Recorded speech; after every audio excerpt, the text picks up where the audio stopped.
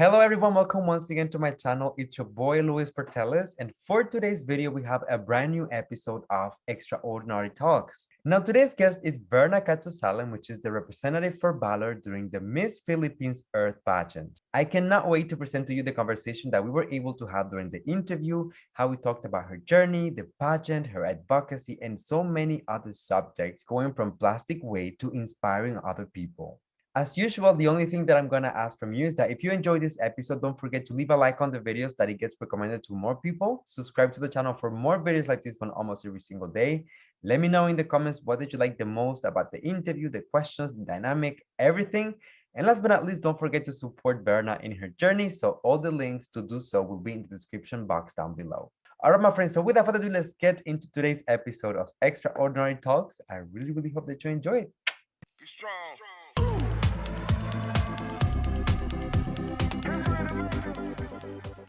All right, everyone. So just like I promised, welcome back to Extraordinary Talks. And today I have the beautiful Verna here with me. How are you doing, my darling? Hi, Luis. I'm just really excited to be here. And the moment you messaged me, I was like, oh my God, this is my Luis. I was so excited to tell my friends. Did you know that Luis followed me on Instagram and is inviting me to the show? And they're so excited because they know you. So thank you. I'm really flattered and I'm just really excited to be here today. Well, it's really me who is thankful because honestly, it's the same feeling for me. When I send out a message, I'm just like crossing fingers, please read the message and please say yes. And when I saw your message, I was like so happy. So yeah, it's really a pleasure to have you here with us. So I wanted to start, Verna, when I make this type of interviews, I always give a moment to the guests to kind of like present themselves in case that, there's people out there who might not be aware of who you are, what you're doing. So can you give us a few things about you? Okay, hi everyone. I'm Verna. My family and my relatives and my friends call me Pong. So yeah, it's Pong, like ping pong. I'm 4 years old. I'm a teacher by profession, but I'm currently working as a local government unit officer. And I'm the leader of the youth sector in my hometown. And my advocacy is the anti-plastic advocacy. I would like to mitigate the problem with the ocean plastic pollution since Philippines is the third largest contributor of plastic in the ocean. So I think it's a really good thing to talk about and to advocate for. And I love singing. I love playing the ukulele and other musical instruments. And I Miss Philippines Earth, Baler Aurora. Amazing, such a great introduction. And I can really attest to the fact that she can really sing because as I was doing my research, I was talking her Instagram and my girl can sing for real. Okay. Go check it out. Yeah, but all right, Verna, so like you mentioned, you are obviously a candidate this year in Miss Philippines Earth. How has your experience been so far? First of all, this is really new to me because this is a virtual competition. This is a virtual pageant. The pageant that I had joined in the past few years are like face to face. So it's kind of big of an adjustment for me and the whole team to adjust with our time, with like trying to meet halfway with our schedule because sometimes we have to pass this video ahead of time and we have to shoot everything all at once sometimes. So, but all in all, I think Miss Philippines Earth journey for me is really productive. It's really great. It's a great platform for me to talk about my advocacy and the things that I want to educate the people about. And I'm just really happy to be here. This is my ultimate pageant dream to become part of Miss Philippines Earth. And it's here. Oh, yeah, it's finally here. And we're so close to the final date. So really crossing fingers for a positive outcome. Absolutely. So, since like you were saying, most of the activities and the events of this year's pageant have all been virtual. Can I ask you, what are some of the expectations of the organization when it comes to the presence online for this year? Do they have like expectations about social media, what you post and how you handle it, or is it really free for all? You know, what I really like about this virtual competition is that they are not pressuring us to do something. Like they're not forcing us to post everyday videos. They say it in a manner wherein we still have the free will. Like they're telling us, girls, we know that you have other stuff going in your life aside from the pageant. So, but if you have the time, please make this video, please do this story like that. It's always not in a forcing manner. It's always like you have the free will to whether you want to do it or not. Absolutely. I really admire that, because this is my first year covering the Miss Philippines Earth pageant. And from covering other pageants before, what I can tell you is that this one seems, I don't want to say, because I don't think it's the right term, but non-toxic, but more relaxed, that it's more about the candidates themselves, who they are as a person, rather than the image or what they present online. So I really like that about this pageant. So yes, props to them for that. That's true. But definitely, I feel like having a virtual pageant adds an extra layer of complexity when it comes to the competition, in my opinion, because there's not the physical aspect of it. For example, when you ask someone to judge you, if you're there physically, they can see stuff like your body language and how you express and present yourself. Virtually, it's a little more challenging. How have you been able to handle it so far? Is there something that has been more of a challenge for you than others? Yes, I think it has pros and cons, but when you are faced with difficulties, you try your best to cope up with the things because you really have to adjust. So what I do is that I make sure that the videos are flawless, that all of the things that we want to showcase in the videos and in the pictures are shown so that our efforts will not be put in vain, because this is a virtual competition. Everything is based on the sense of seeing and sense of sight. So you really have to make sure that what you post on Facebook, what you post on your social media, and what you send them, the videos are in high quality. We see to it. I have 4 regular members in my team, and we make sure that everything is fine and everything is good, So that's how we handle it. Your introduction video was extremely surprising for me because the quality, honestly, it seemed like a tourism ad. Like I just wanted to go there and stay there forever. I live in Canada, but I'm Cuban. So I'm like an island boy at heart. And I was like, this is paradise. You are going to love Baler. Absolutely. So talking a little bit more about the pageant itself, what is a trait that you feel like a Miss Philippines Earth candidate must have? Something that if you don't have it, like it's gonna be hard in this pageant. Yeah, I think it's strong will, because first of all, you will be facing a lot of criticisms, a lot of comparisons, and when you do not have that strong will, you will not be able to make it.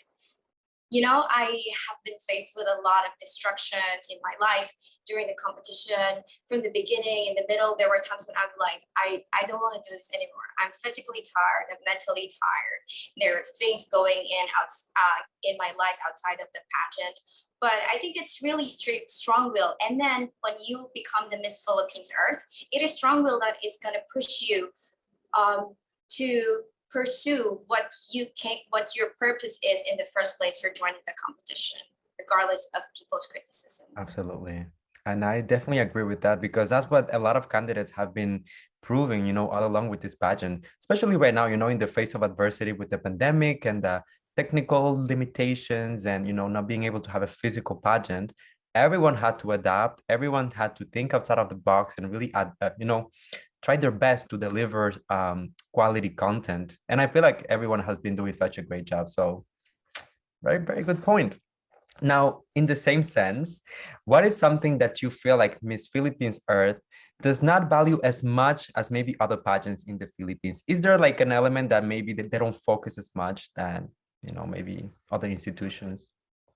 I think I don't want to be biased just because I'm joining Miss Philippines Earth, but because I think Miss Philippines Earth is more concerned about how the lady carries herself, how the lady is about to talk about how she's able to talk about her advocacy and how she's able to make an impact rather than focusing on her physical beauty. And that's what I really love about Miss Philippines Earth, because I think with the current situation, we really need to step up our game. We have to go beyond the physicality of a person. We have to look beyond that. This is the time that we make an action, and this is the time that we really need to start a movement to protect Mother Earth, which is the most important of them all, I think. Absolutely. And I agree with you 100%. The reason why I ask you this question, it's actually because when I make, my interviews and my questions and all, I always think about my audience and what can they take away from the interview. And my hope was that you were gonna come up with an answer along those lines because I truly feel like it's the truth. You know, obviously all the candidates are beautiful, like physically speaking, but I feel like there's so much like emphasis on the mental, you know, aspect of it, of being, you know, bringing awareness and finding ways to inspire people. So honestly, that's what I feel it sets Miss Philippines Art apart.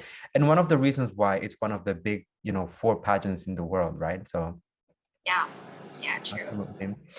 Um, okay, so now let's start by talking a little bit about, you know, the beginning of the journey for you. When did this love for nature and appreciation for Mother Earth start for you? It all started since I was a kid because, my dad is a farmer. So we go to the farm every day with him and he tills the soil and harvests, and that's where we get our food from. And then as I grew up, because I love painting and my favorite subject for painting is nature. And I'm just really in awe with how beautiful Mother Earth is. When you look at the clouds, when you look at the ocean, it's like, oh my God, this is paradise. And it's just so good to be alive and see this despite of the things that are happening around us and in my life.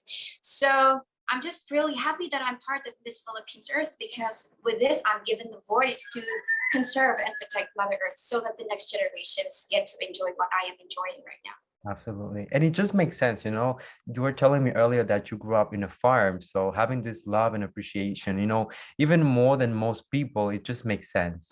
And I'm really Yeah. curious. I really want to see those paintings. So if you want to send me some of them, I'll put them during the interview for everyone to enjoy. Okay, I'll send it all the way. So ever since you joined Miss Philippines Earth, what is one of the biggest lessons that you have been able to learn from the other candidates? What I've learned from the other candidates is that you should start to Mhm. see when you are in a competition, instead of looking at them as competition, you should see them and look at them as your fellow ladies trying to pursue their dreams. Right. Because when you do that, that's when the competition becomes healthy. Instead of competing with them, comparing yourself with them, you become a support system to other women who are trying to pursue their dreams.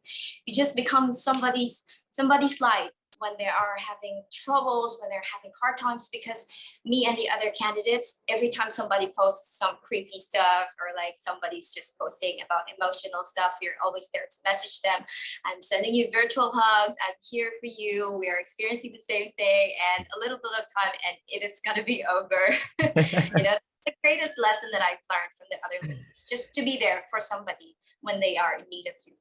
Yeah, I love that. It's kind of a sisterhood when you think about it. You know, especially in this pageant in particular, because everyone has an advocacy that aligns, you know, even if it might be different about different aspects, it all aligns for the same purpose. So at the Yeah. end of the day, when you're looking at it, it's all like a group of beautiful girls, but very inspiring, very smart people. And the best that you can do is, you know, benefit from this experience and nourish as well, right? Just a few weeks ago, I was doing like a series of interviews with Bini Bini girls, and I had the chance to meet 5 of them. And after each interview, I would feel like so inspired. I was like, I want to change the world. But then I only think of like the candidates themselves when they are really within the context of the competition with all of the other candidates. Like the ambience must be like crazy. You know, obviously being in a pageant, it also means that you are being judged on a variety of things, right? What makes you a little bit more nervous? Being judged about your physique or about your mental abilities?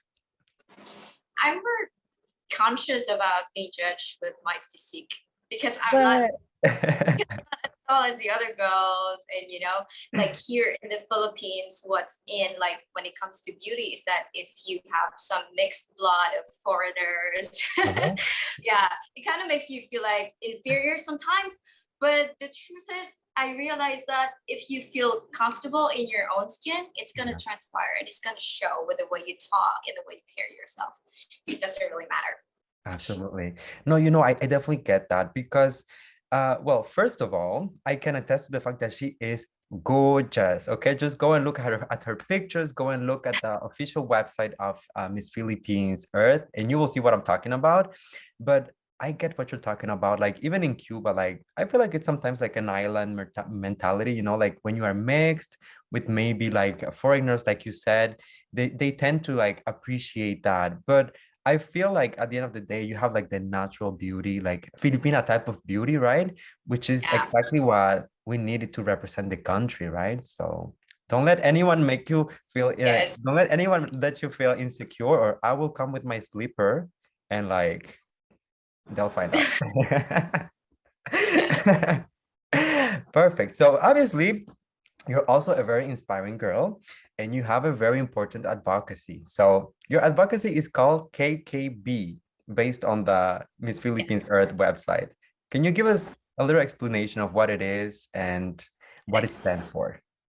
KKB means Kanya-Kanyang Bag. So when you translate it into English, it means bringing your own bag, bring your own bag.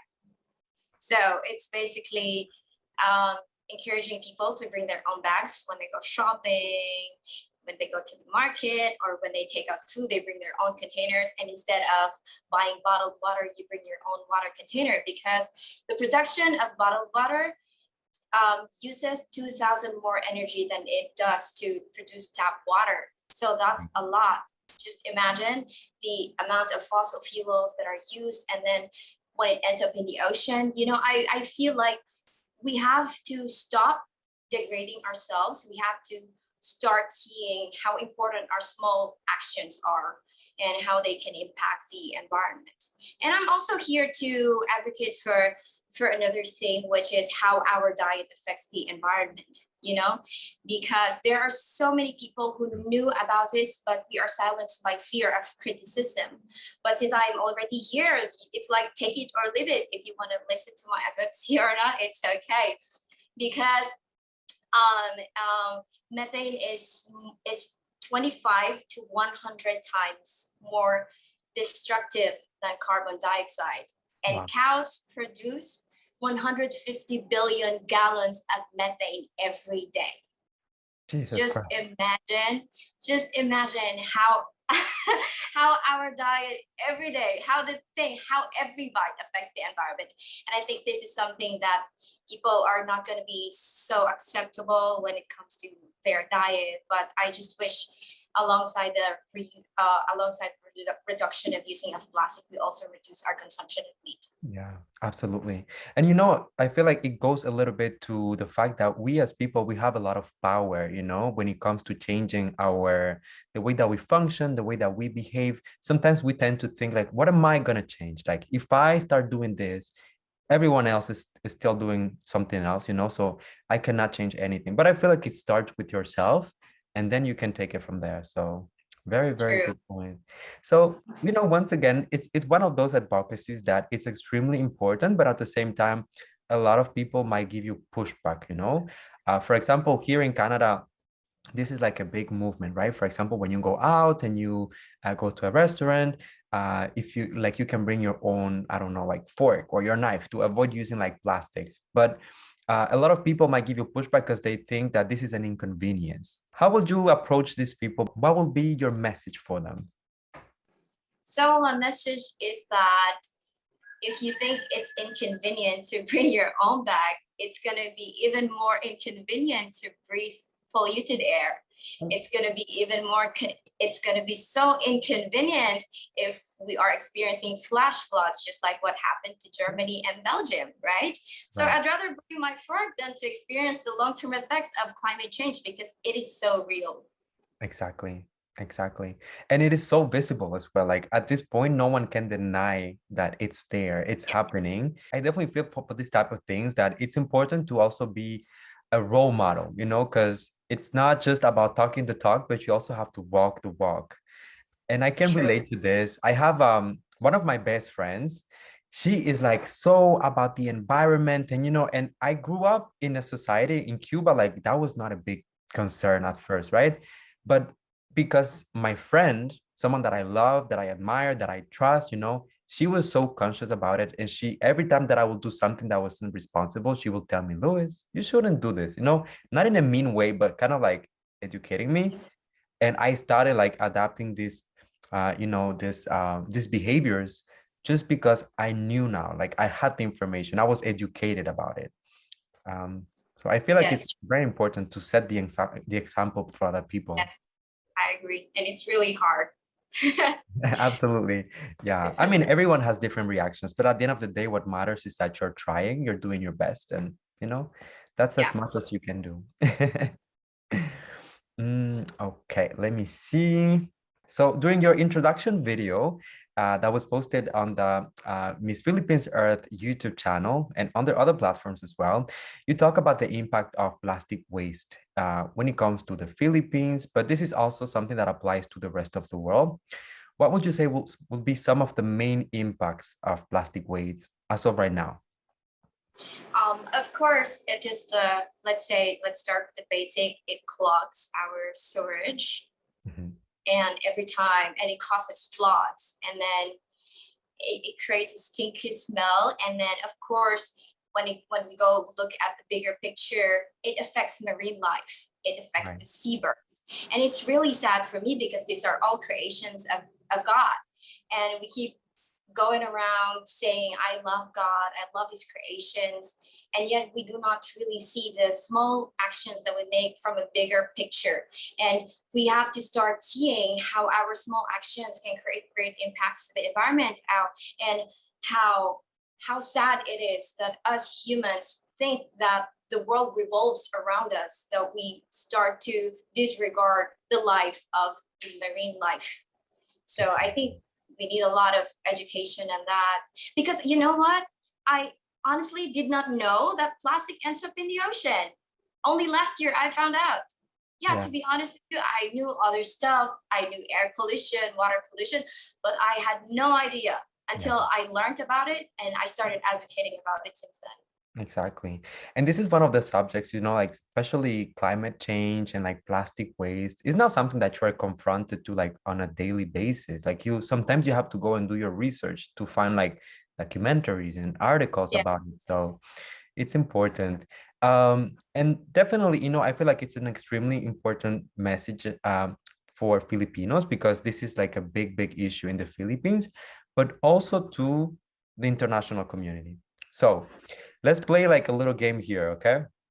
If I invited you today, it's because I see a lot of potential in you, okay? Thank So you. let's assume that you go, girl, and you get that crown, Miss Philippines Earth. Yes, come on, queen. All right. Yeah.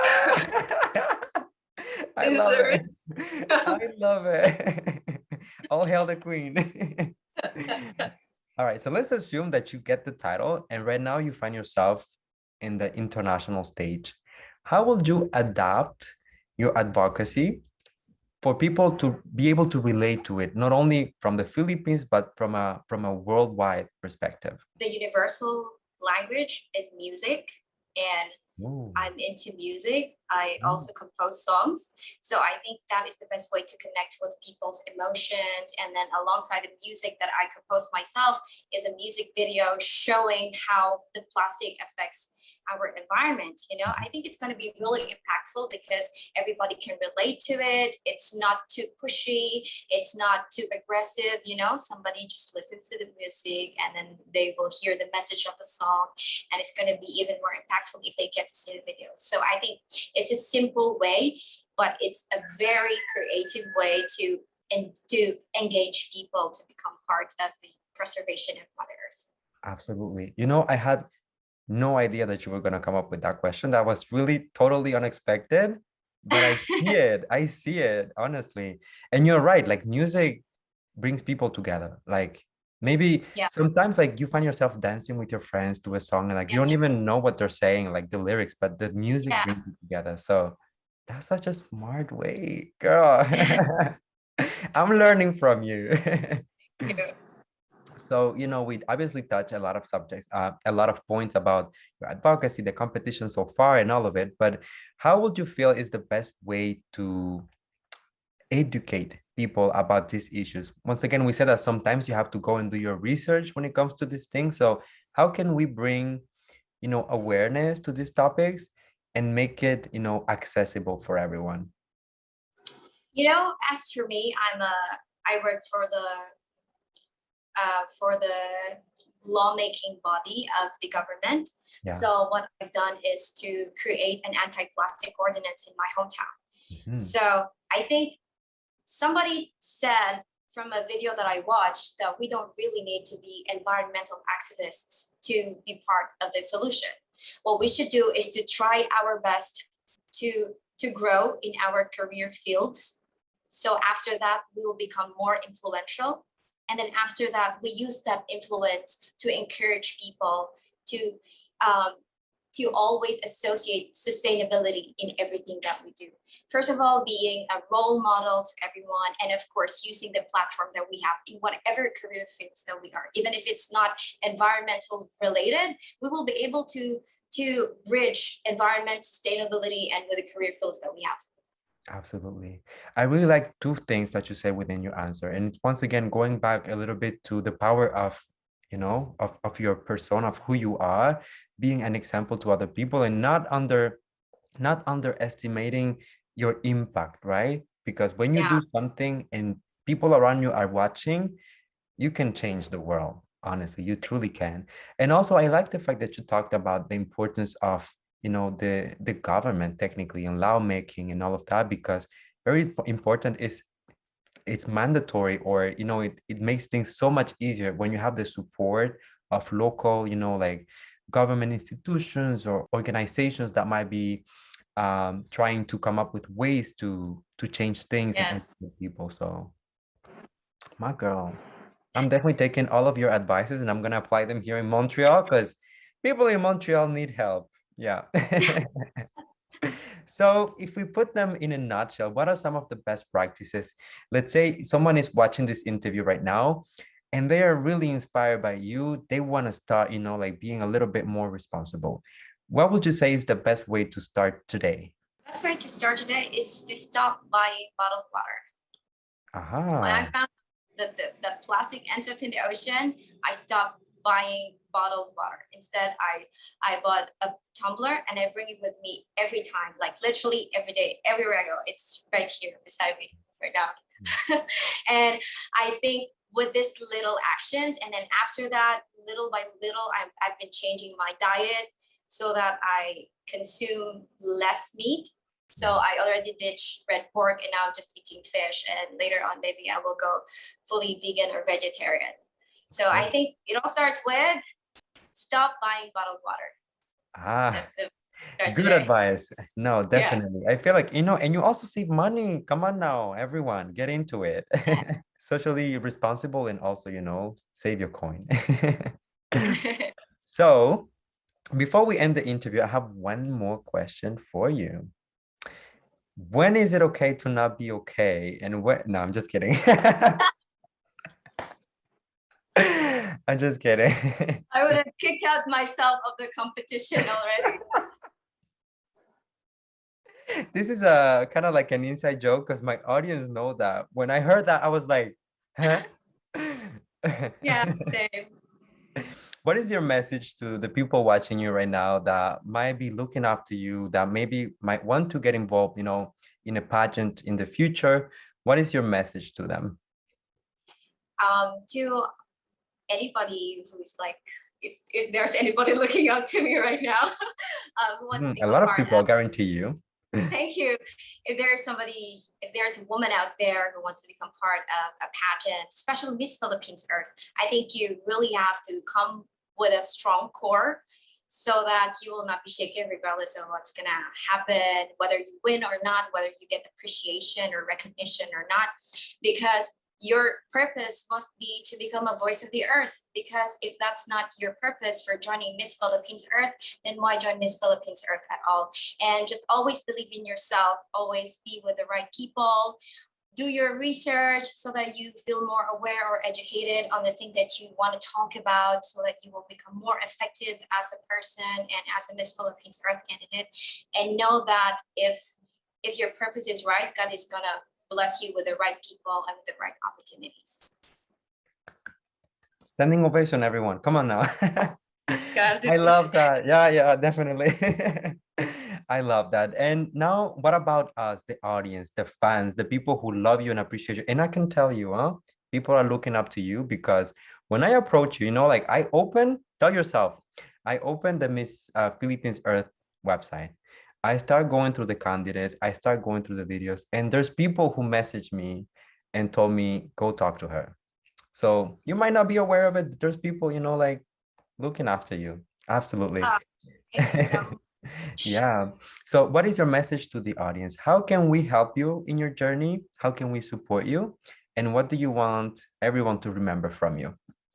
Okay, so I think the best way to support me is, aside from voting for me online through the ecosystem app, is by supporting my advocacy and supporting whatever advocacy that tries to mitigate the environmental problems that we are facing today. Because for me, the support that I will get from the people and the awareness that they might get from the things that I talk about is the most important support, the most important kind of support that I want.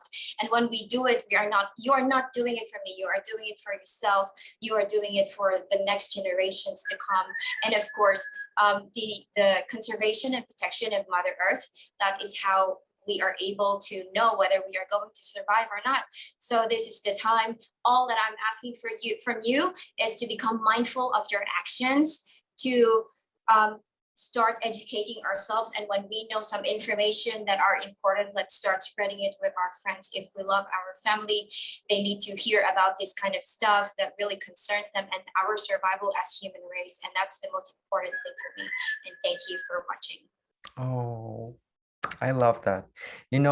Before I go, I wanted to tell you on a personal level, I wanted to thank you so much for not only for your time, for being so responsive, but also for sharing, your knowledge and all of so much passion that you have in you with me today and with my audience. Like I was telling you, this is my first year covering the Miss Philippines Earth pageant, and it's been such a learning experience. I truly look up to you, to other candidates, and I'm just looking forward to see what's going to happen with your journey. No matter what happens, girl, you are changing the world one day at a time. So just keep going, and anything that you need, like any type of support from me or anything, just message me and I'm always here. Okay. Do you accept cash? That's what I You know. can send it to my Gcash, okay? Tarot. Tarot. Perfect. All right. Well, thank you so much for joining me today, and I'll see you guys on the next episode.